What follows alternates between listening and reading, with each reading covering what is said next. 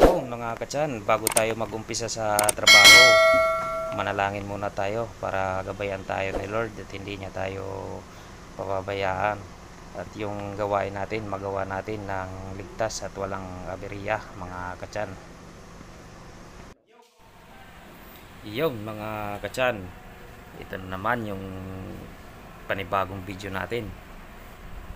Yan, ginagawa natin dyan mga katsan, magdidiklag tayo ng sewer pipe mga katsan.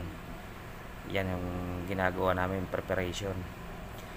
Yan, kita nyo mga katsan ay kahit medyo mahirap yung ginagawa namin, talagang masaya pa rin kami mga katsan. Ganyan lang ang trabaho natin, kailangan lagi lang tayong positive, laging masaya mga katsan. Kaya tiyan, tingnan nyo kung paano namin didiklagin yung sewer line niyan mga katsan. At makikita nyo rin dyan mga katsan yung talagang barado na sewer pipe natin. Kaya panoorin nyo natin mga katsan. Yun mga katsan, at kasalukuyan na nga binabaklas ng kasama ko yung clean out. Yan yung ginagawa niya mga katsan, binabaklas muna yung clean out. Kaya para makita natin yung yung uri ng nakabara mga katsan natin. Yun na nga mga katsan, nabaklas na namin yung clean out at ipapakita ko sa inyo kung ano yung uri ng nakabara. Yan, tingnan nyo mga katsan, punong-puno yung yung tubo. Kitang-kita nyo naman yan mga katsan, aloy, kay punong-puno. Yan yung sebo na naging lupa na mga katsan, sa bara na yan talagang wala nang makakadaloy. Yun, shout out sa mga kasama natin. Yan yung mga gwapong security at saka housekeeping. Yun, ito yung kasama kong pogi. Yan, didiklagin namin yan mga katsan, yung namumuong lupa na yata yan mga katsan sa loob ng tubo.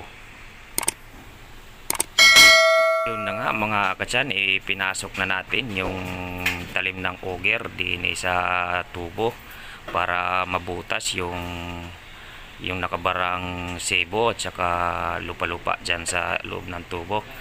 At mamaya ipapakita ko sa inyo paano natin i-flushing yan mga katsan. Kaya stay tuned sa video natin mga katsan, at para marami kayong matutunan. Yun na nga mga katsan, at bumaba man ako sa scaffolding para kunin yung natin, yung fire hose, para mabuga natin yung loob ng tubo. Ma-flashing natin yung mga nagpakabara, at habang nakapasok pa naman yung spring coil natin ng auger machine. At yan na nga mga katsan, kitang-kita nyo yung pagtatanggal ko ng ng fire hose. Yan, nilalatag muna natin yan para hindi yan matupi mga katsan. At yun, lumapit na nga yung natin, yung magiting nating kasamang security, at inassist na tayo sa paglalatag natin ng fire hose. Shout out sa ating mga followers dyan na mga patuloy tayong sinusuportahan sa ating mga video. Yun, yan na nga yung fire hose natin dyan mga katsan, at nilalatag na natin ng maayos. Yan, at enjoy lang tayo mga katsan sa ginagawa. Kahit medyo napapagod tayo, enjoy lang tayo. Kita-kita nyo naman yan, nakakiting-ngiti pa ako dyan.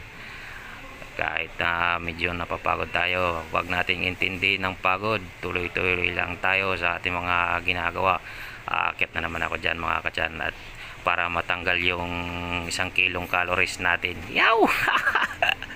Para matanggal yung 1 kilong calories natin sa ating tiyan mga katsan, dapat yan ay mag-exercise tayo. Kita-kita nyo naman, yan na nga, nilatag na namin yung fire hose para bugaan yung yung tubo.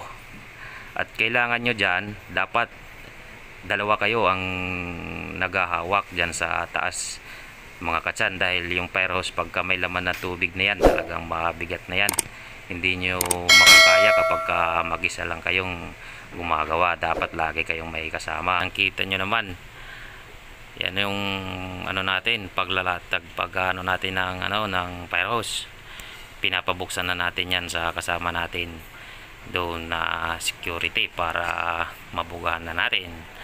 Yan, maganda na yung position natin mga katsan. Ayan na, at binubugahan na nga. Yan kitang kita nyo mga katsan ang tubig. Ayan, para malalaman natin kung yan ay barado pa o hindi na.